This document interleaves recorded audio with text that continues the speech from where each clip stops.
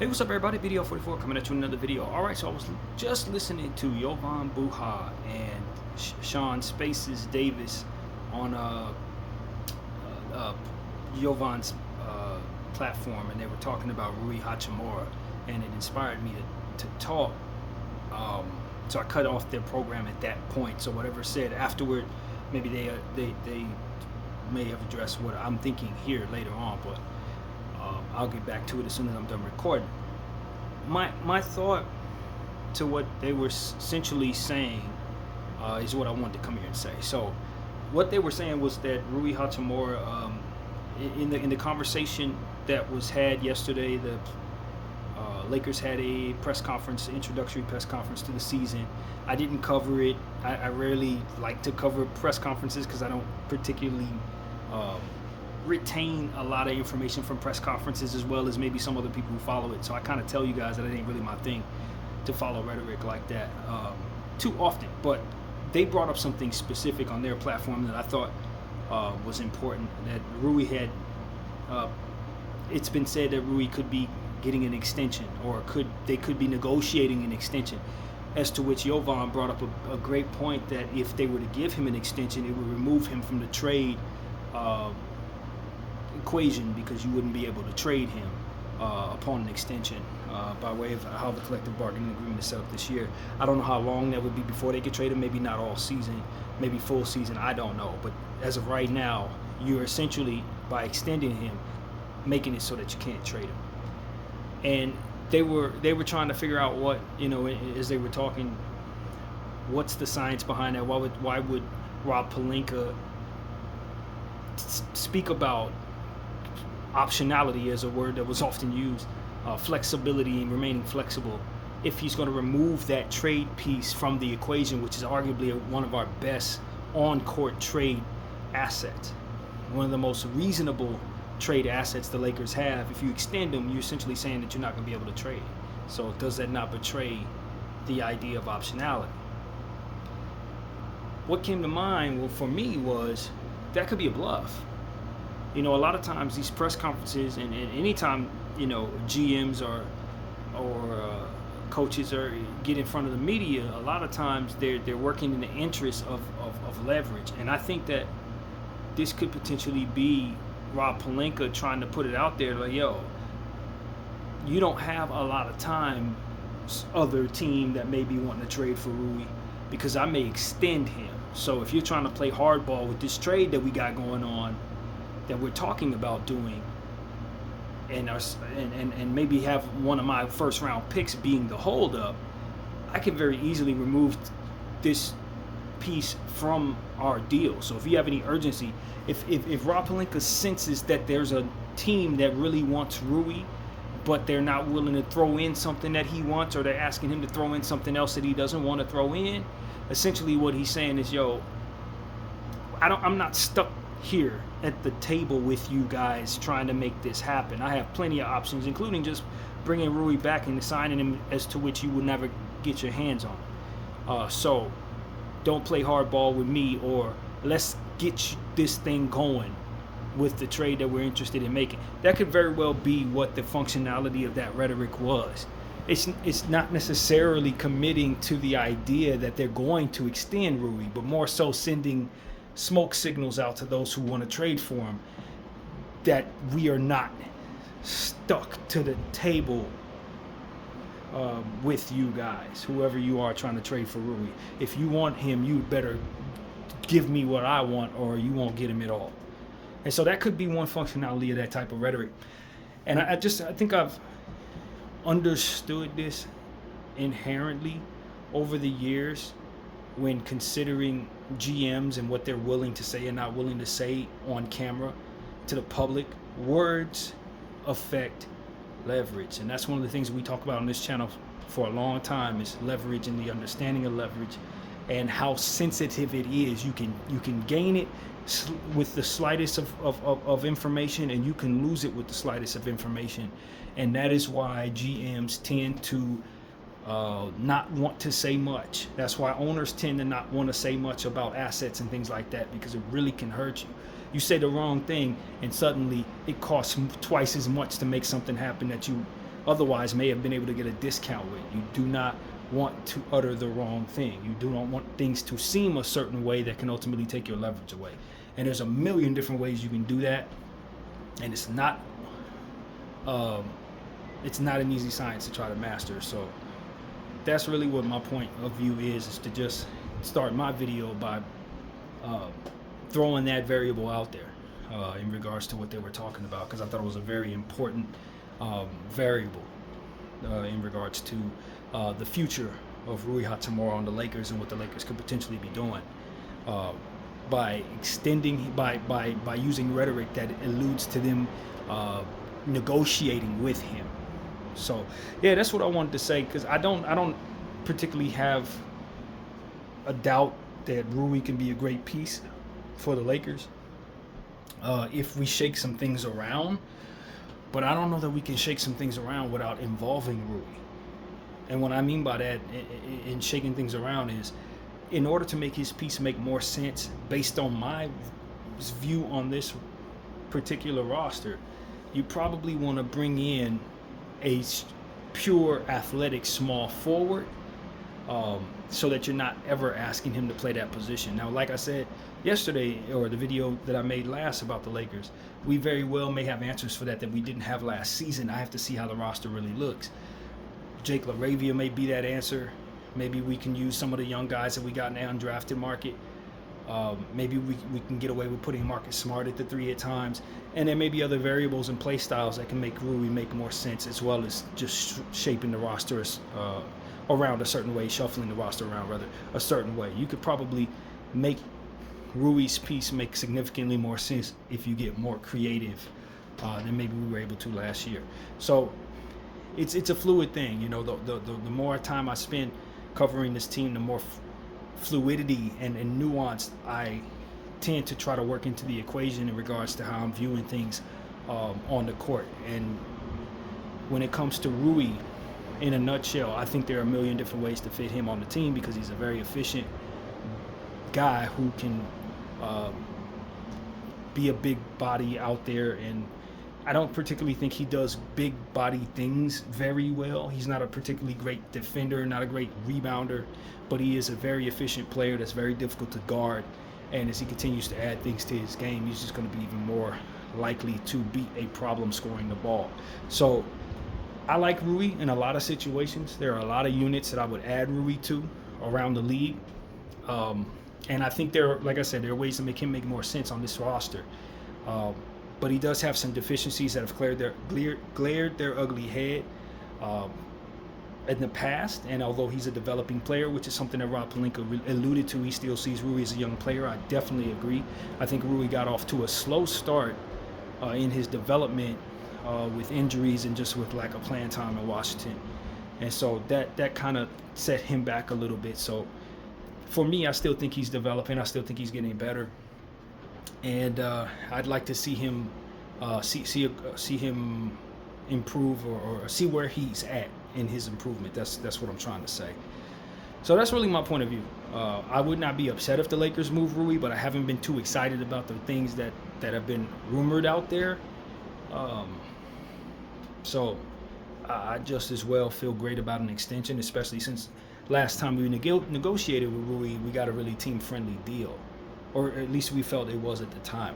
So that's really good faith from which to negotiate, and I wouldn't be mad at the Lakers for punting this year in regards to trading Rui if we can get him on a fantastic deal again, and then we can revisit conversations about trading him whenever it would be legal to do so.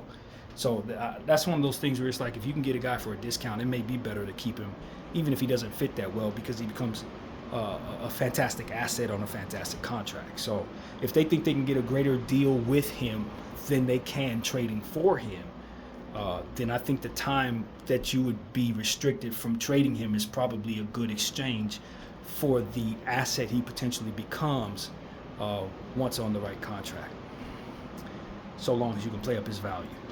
And that's going to require for you to make this roster blend with him a bit better than maybe we were able to leading up to this point.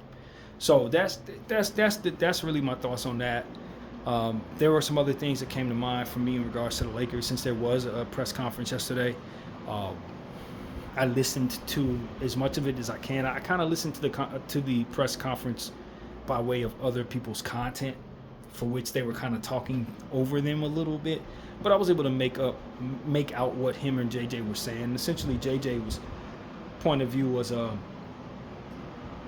basically what I got from him was that he's been somewhere trying to figure out how to go about structuring philosophy in regards to how he wants to teach the game and develop players. And I forgot the other word that he used, but it was more or less trying to get not necessarily get X's and O's straightened out per se. That's not really what it is, but more so trying to figure out how he wants to approach connecting with the guys, how he wants to approach his teaching methods and just overall methods of getting guys to buy in. And so I thought that was very interesting. They didn't give out any scheme information, which I'm not surprised about. In terms of play style and stuff like that, a lot of that could potentially be depending on how guys look in training camp, which starts next Tuesday, I believe it is. So, they can kind of formulate what style of play they want to have once they kind of know what they have. And I think with the changes that we've made as a team, it's very easy to try to plug in a controller with 2K and use the roster and try to get stuff going that way. But it's probably much better, to say the least, if you can get guys in training camp and really see what they can do. So that's really what it is. I don't know that you can kind of formulate a style of play until you not only know what you have, but also some understanding of what you're going against in the field. So as training camp approaches, I think they'll be formulating their play style based on what it is that they see going forward. So yeah, man, that's my take on that. I just think that JJ Redick, it's an important part of this equation to mention that they extended JJ Redick, but did not give us any framework on what the agreement was, which I thought was really strange, if I'm being honest with you. I don't remember too many times when a coach has been signed to an extension and it goes hush until the presser, where they just utter it as if it wasn't a big deal. I don't think I've ever seen that before, especially not with our organization. I think a lot of people are confused by the timing. I think that, if I'm not mistaken, they had JJ on a contract for 3 years. So to give him an extension probably extends him out past 5 years, I would guess. And that just seems very strange for a team that's had such turnover with coaches after committing to them.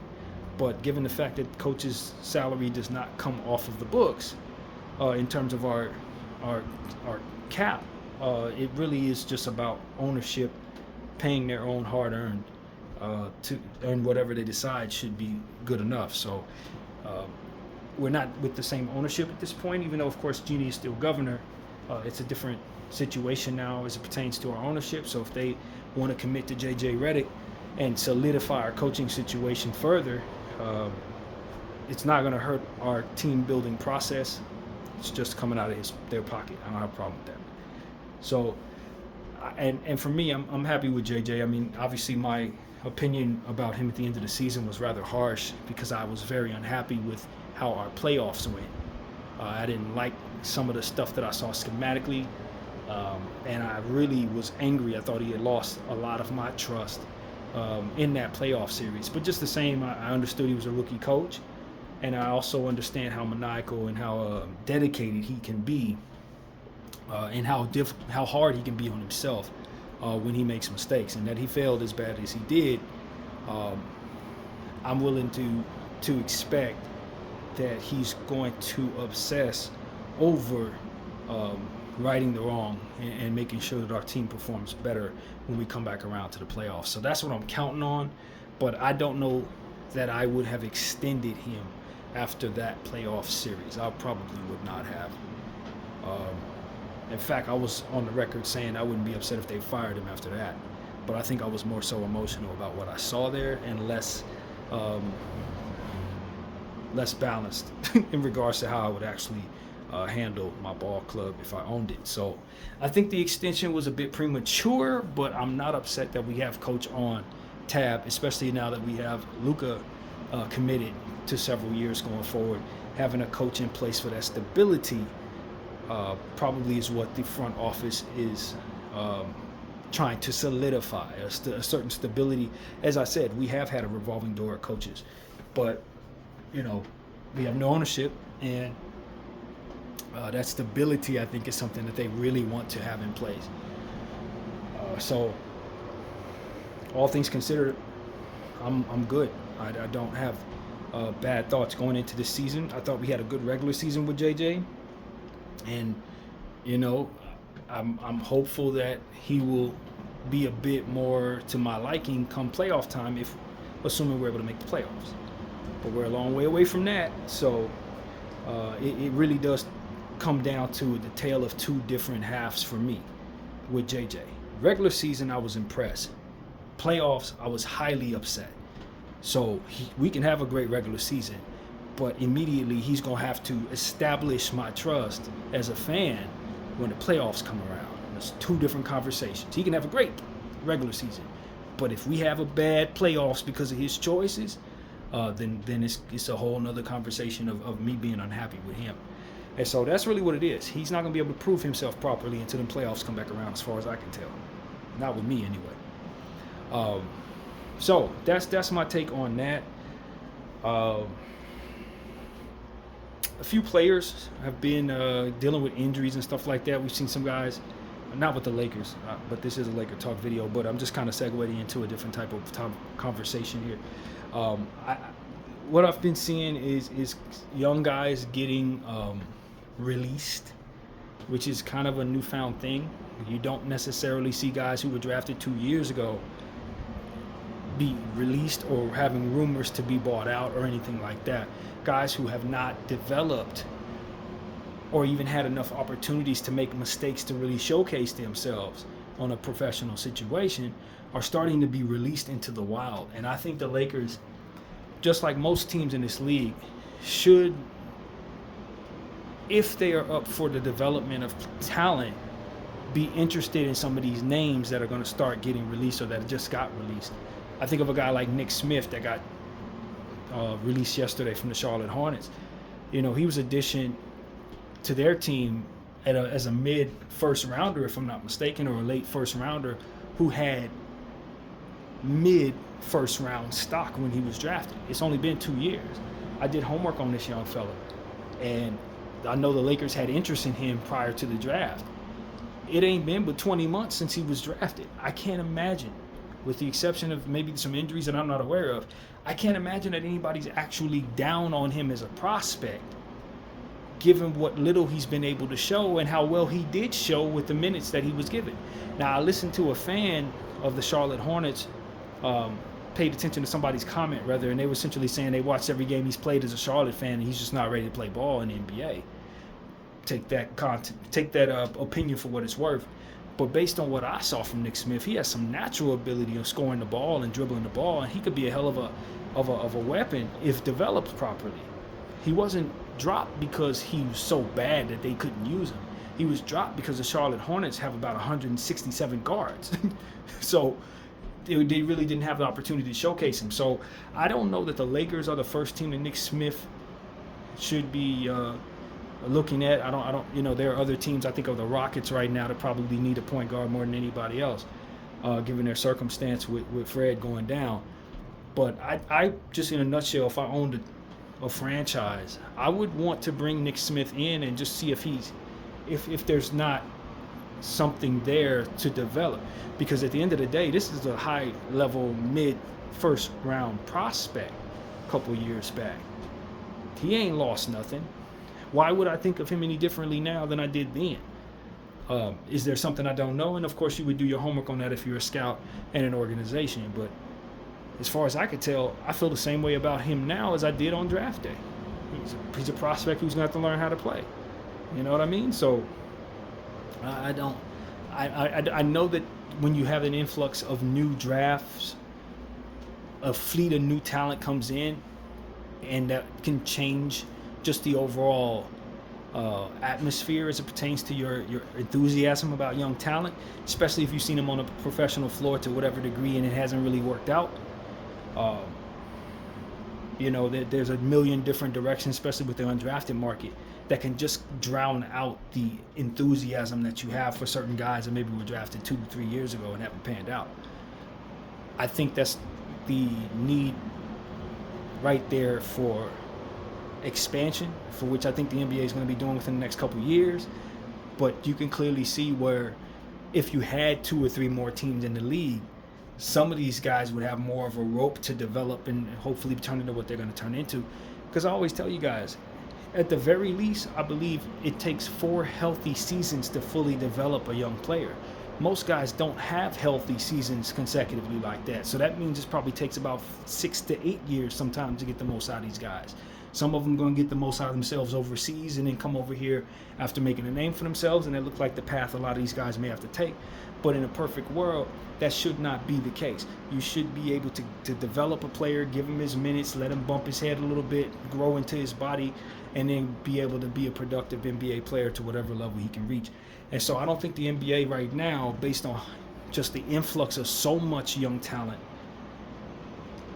coupled with the few teams, the 30 teams that are there, really have the ability to let guys go through their natural process of developing into whatever it is they can. And so, of course, with the G League, you would say, well, that's not true. But it's like guys get stuck in the G League as career G Leaguers just simply because of the same dynamic I just described. The teams are too few to properly allow these guys their opportunities. And so, as to where a guy like Nick Smith, you would love to see him in a situation where he fits, get a couple years, maybe 4 years, 5 years in a situation to develop, and then you look up and you might see him being a starter in this league, or maybe even better than that. But if a guy's going to get cut after 18 months, when he only got like 1 or 2 opportunities to even showcase himself, and then he's off as he's considered a career role guy or considered an overseas guy or a G League guy, when does he ever get off the ground to actually show what he was ultimately a prospect to become? It's because 2 and 3 not generations, but 2 and 3 years worth of rookies come in. Now all of a sudden you have interest in other people, and he still doesn't get a chance to show what he can do. It's not enough opportunities out there, and the NBA really does need to do something about that sooner than later. They really do. There's just more talent out there than there's opportunities, and these guys are not getting a chance to develop. So, I look at a guy like Nick Smith. I was listening to a platform today online. They were talking about the idea that the Orlando Magic could potentially be moving on from Jett Howard. Like, these guys were drafted 2 years ago. They haven't even got a chance to be on the floor yet. Jett Howard is waiting for his opportunity. And the Magic keep on drafting people ahead of him. They paid a shooting guard, Desmond Bane. It's like, yo, you took this guy with an earlier draft pick than he even should have been taken in. Never let him get any minutes. Drafted people ahead of him as consecutive years, and now you're ready to cut bait with him. That was an absolute waste of a pick. But the enthusiasm for other talent that's coming in, coupled with the decision to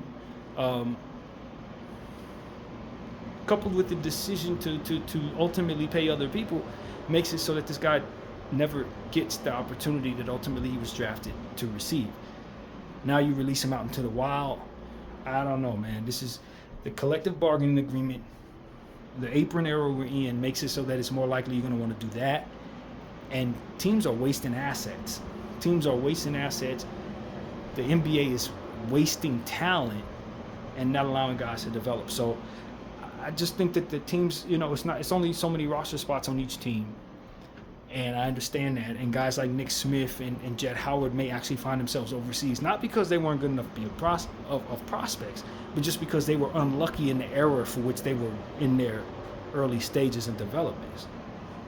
If they would have been 10 years younger or 10 years older when the NBA gets this together, maybe things would have worked out. And I just think that that's something that the NBA has to navigate around. And I think you're going to be leaving a lot of meat on the bone as it pertains to talent that could potentially develop into being helpful pieces, even championship pieces, by cutting bait with guys out of necessity based on this collective bargaining agreement and just the influx of other more exciting, younger players. So that's really what I think there, man. I think, and then you look at these teams that have made horrible decisions and trading away draft picks, and just making awful decisions, keeping old people around, Kyle Lowry, stuff like that. And you see the opportunities for Nick Smith to get 15, 20 minutes on teams like this that are GM'd in a way that allows for guys to continue to have 20 and 30 years in the NBA at 700 pounds. Like, this is just like, they're not doing it right, and guys' careers are not getting off to the right start. Guys are not having the right career paths because of poor decision making, short-sightedness, and just ultimately lack of opportunities. And so that's really what it comes down to, man.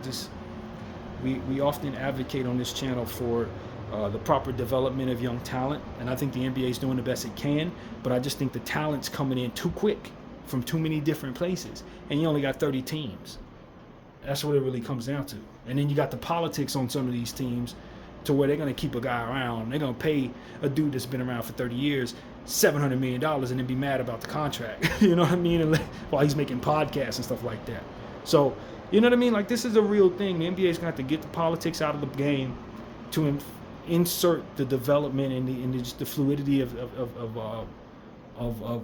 possibilities for guys to become great after developing properly over the course of several years. And if the NBA is not funneling that properly, if they're not able to showcase that properly, like I said, they're leaving a lot of meat on the bone as pertains to the potential of talented players developing under their umbrella. So that's my take on things, man. As I understand this, I don't know that we have an opportunity to bring in a Jet Howard or a Nick Smith. I don't know that we shouldn't be looking in different directions for guys that are even more exciting for our circumstance or whatever. You know what I mean? I don't know. But what I can say is there's a guy that was drafted and has never gotten his opportunity and is now getting cut. And I just know better than to think that a guy is who you think he's going to be that soon. That's not how that works. So that's pretty much my take on that, man. That's what I wanted to say. You guys have been listening to me have that conversation on this channel now for about 5 years. That's not new.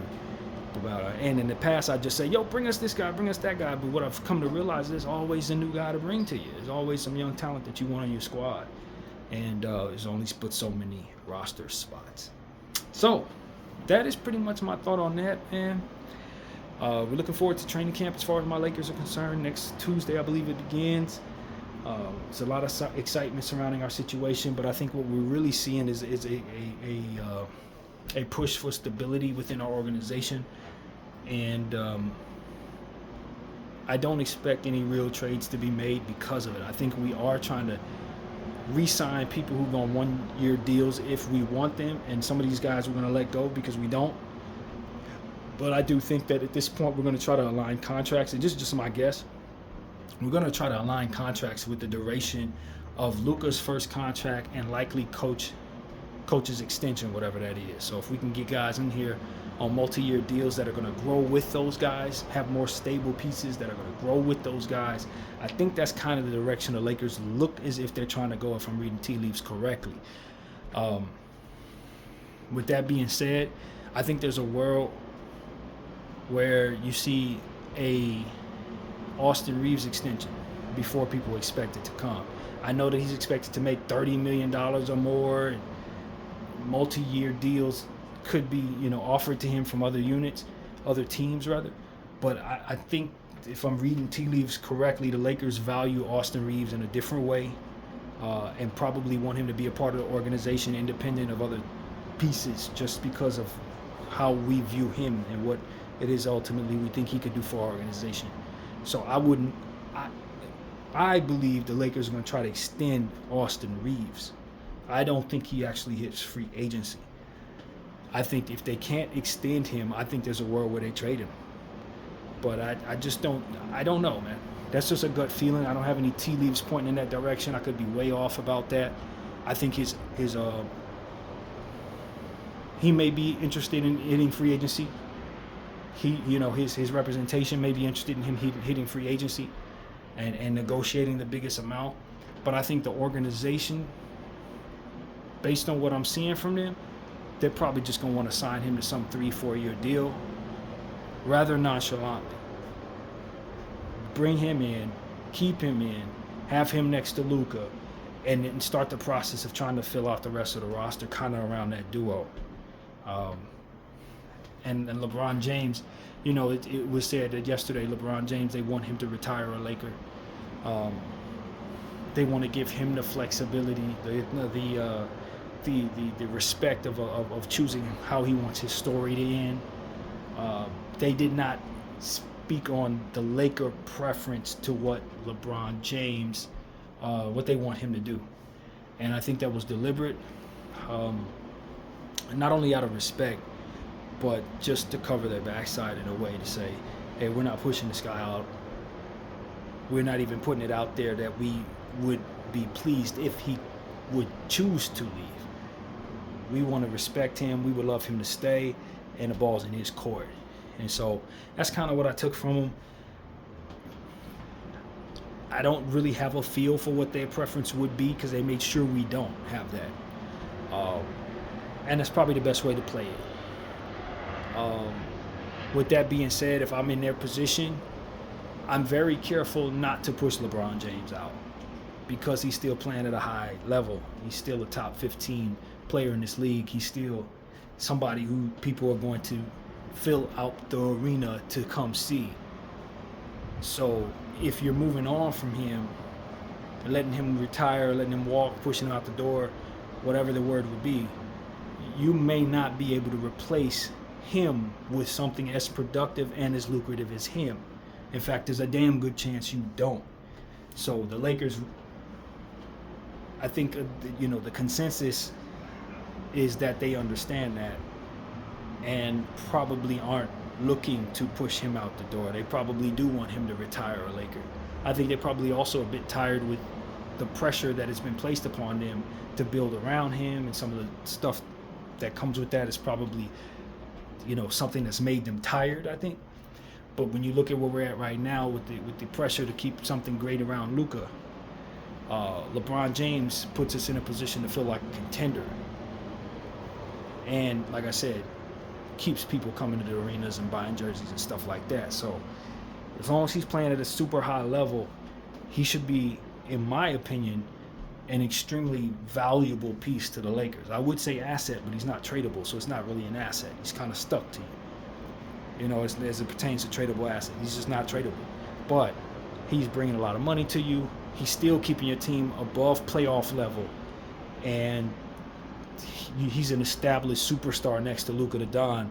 That at the very least, if Luka goes down, you can still have somebody in place that you could expect gets you victories and keeps your team cohesive and all of that. So I don't think the Lakers really have the leverage. I don't know that Austin Reeves is a great enough of a player yet, or established enough of a player yet, to make you feel good about LeBron leaving you. I just don't think we're there yet with Austin. I don't even know that we get there. Not there. So as far as I can tell, he's the best we can have right now, based on our circumstance. And so you could think of a million different players that you'd least rather have stuck to you. That's for damn sure. So that's my take on that. I speak that way because I feel informed about the Lakers, and I know a lot of fans are probably saying, we just want them to move on, just retire already. But the reality is, having followed this team for the last 30 plus years, I don't think that the Lakers are in the business of pushing people out the door only to welcome circumstances worse than that, with the pressure that their organization has to be prestigious and exciting and winning. It's just you don't want to really do that if you're the Lakers. So I don't think LeBron's leaving until he's ready to leave. I think fans that want him to leave are going to have to live with that. If he decides he wants to play for another 4 or 5 years, I'd imagine the Lakers are going to allow him to do that in their uniform. Because it's never going to look like a good opportunity to move on from him unless you have a guarantee that you can bring in somebody of a certain cachet that gives you the leverage to move on from LeBron James. And I just don't know that player is out there for the Lakers. I don't know that player is out there for the Lakers. So that's my point of view. I could be wrong. You get a guy like Jokic saying he wants to come to the Lakers now, you don't have that problem Or even a guy like Donovan Mitchell, maybe, if he wants to run next to Luka, maybe you don't have that anymore. But as of right now, that is the dynamic in my eyesight to what it is I can see, and I don't think the Lakers are moving off from LeBron James. Not at all. He would be moving on from the Lakers. So that's my take on it. Before the season starts, we'll see how things progress going forward. Things could change, but he does have a no trade clause, so it won't be Rob Pelinka initiating a trade behind his back or nothing like that. Won't be happening. So that's pretty much my take on things. I guess it's a Laker video, even though I dabbled in on other conversations about young players. But at the end of the day, I just want to touch on some of the stuff that I've been paying attention to and get back into the swing of things as we approach preseason and training camp, of course. So that's pretty much what I have to say. My name is BDF44. I thank y'all for watching, and I'm out.